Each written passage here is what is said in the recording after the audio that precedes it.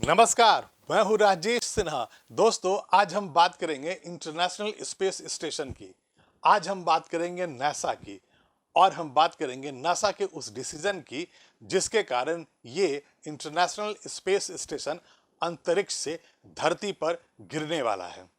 आपको लग रहा होगा कि भला ऐसा क्या हो गया कि अचानक ये खबर आ रही है। मैं आपको बता रहा हूं कि इंटरनेशनल स्पेस स्टेशन धरती पे गिरने वाला है।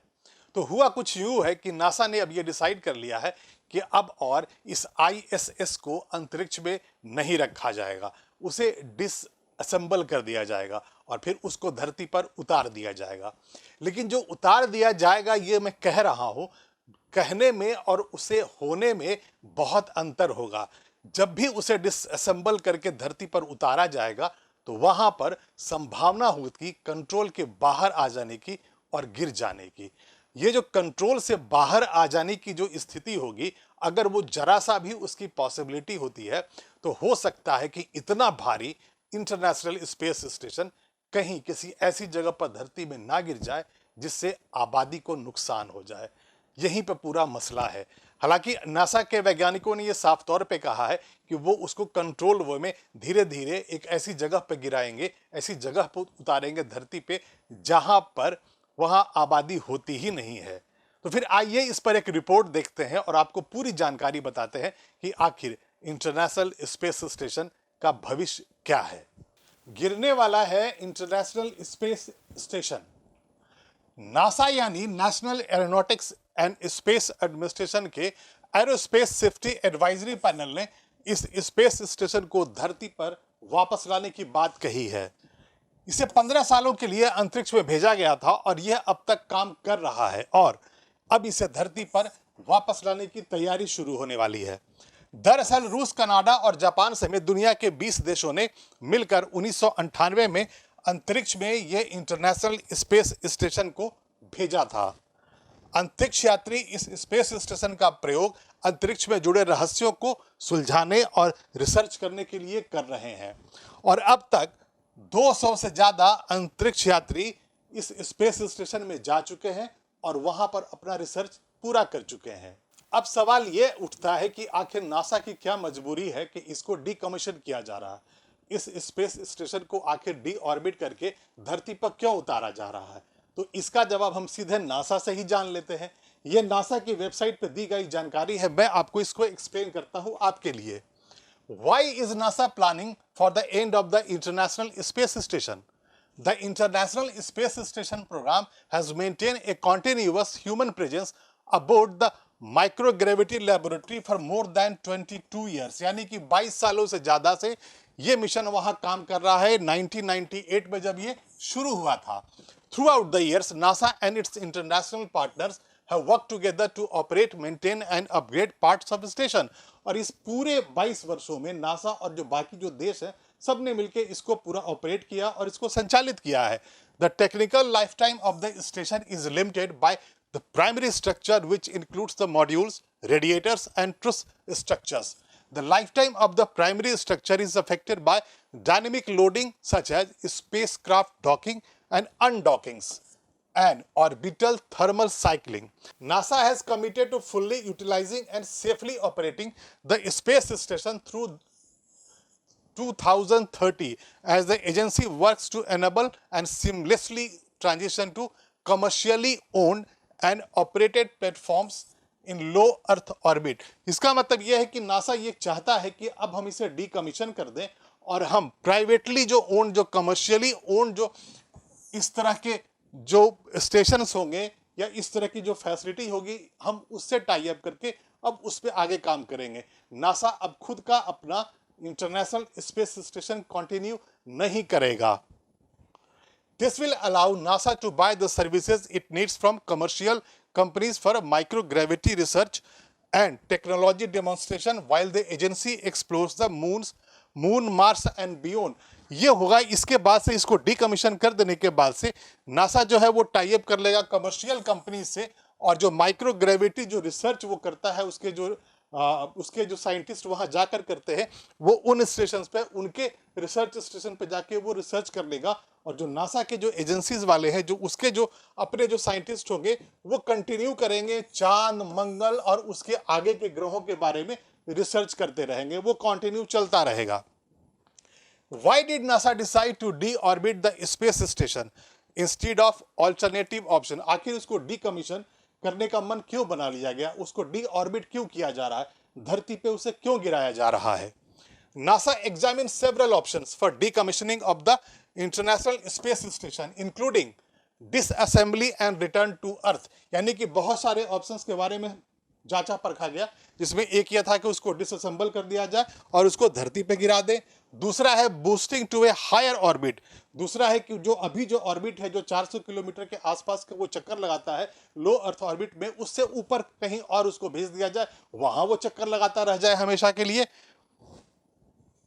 including disassembly and return to Earth, boosting to a higher orbit, natural orbit decay with random re-entry and controlled targeted re-entry to a remote ocean area।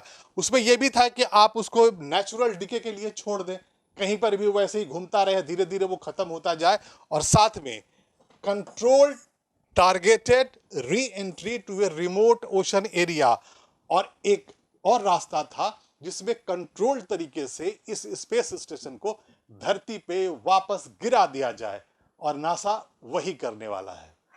अब जब हम इंटरनेशनल स्पेस स्टेशन की बात कर ही रहे हैं, तो कैसे वो शुरू हुआ, उसका क्या ओवरव्यू है, ये मैं आपको बताता हूं, और वो भी नासा की वेबसाइट की जानकारी से सीधे।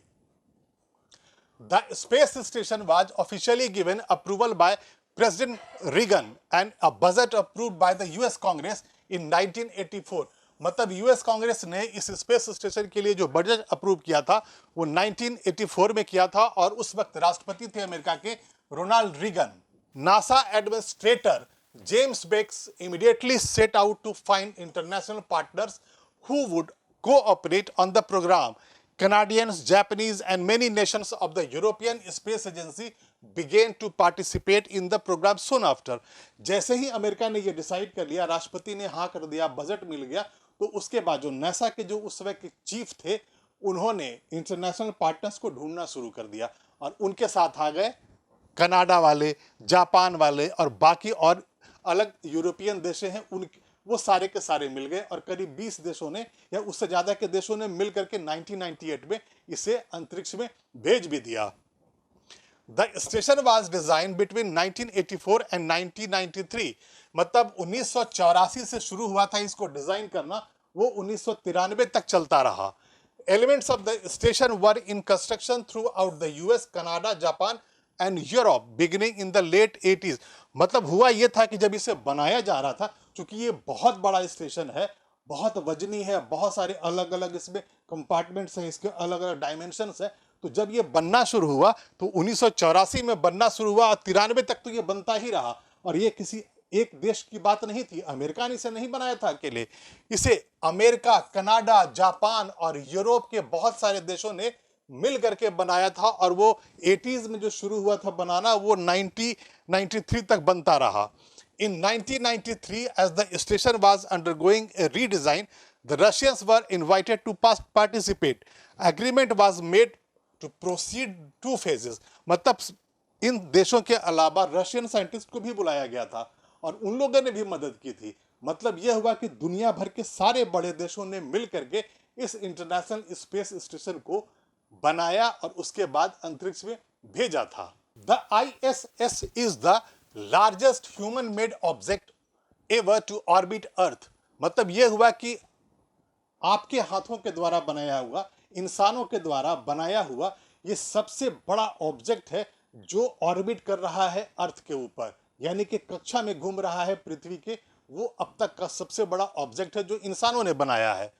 ISS has a pressurised volume of approximately 900 M3 यानी कि 31,000 feet, and a mass over 4 lakh kilo यानी कि 4 लाख केजी का इसका वजन है। Actual numbers vary as logistics resupply vehicles come and go on a frequent and regular basis. इसके कहने का ये मतलब है कि जो ISS है, जो अंतरिक्ष का स्टेशन है, उसका जो वजन है वो 4 लाख किलोग्राम से ज़्यादा है, और जो वजन है वो कभी कभी घटता और बढ़ता जाता है।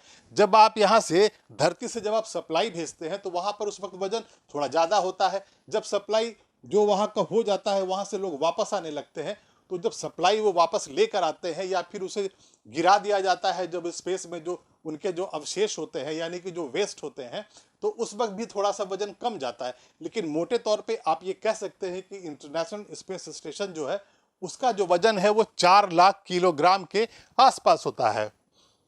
The ISS solar arrays cover an area of 2247 m2 यानी कि 24,187 square feet and can generate 7,35,000 kilowatt hours of electrical power per year. मतलब ये हुआ कि ये जो स्पेस स्टेशन है वो एक वर्षों में जो वहां पे सोलर पावर जो वो जनरेट करता है वो 7,35,000 किलोवाट है।